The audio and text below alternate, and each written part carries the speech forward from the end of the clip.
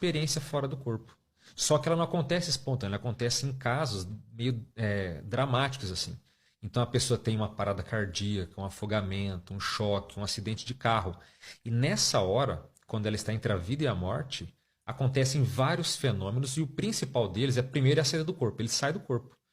Então de repente a pessoa passa por um acidente, de repente ela vê um tumulto ali, um aglomerado de pessoas, quando ela vai olhar está o corpo dela ali, e as pessoas ali em volta.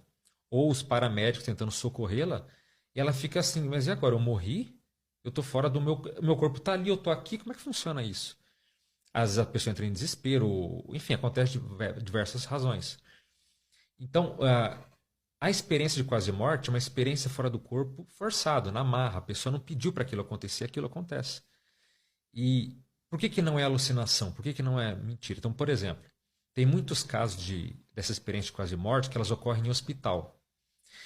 E especialmente quem tem parada cardíaca, os médicos às vezes têm mais condições de avaliar um paciente. Então, quando ele está numa sala cirúrgica, por exemplo, eles têm lá um equipamento que mostra que o cérebro está desligado, está zero. E para todo mundo é importante entender o seguinte: quando o cérebro está desligado, ele realmente não funciona.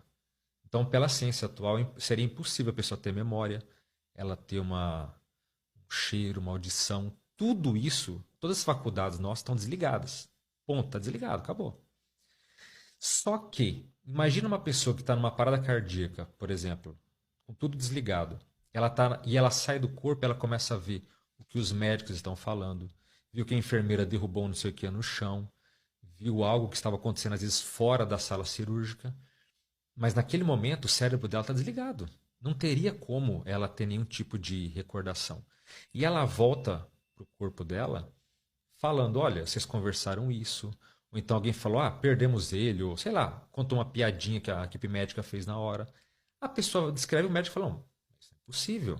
Nesse momento, você não tinha, o seu cérebro estava desligado.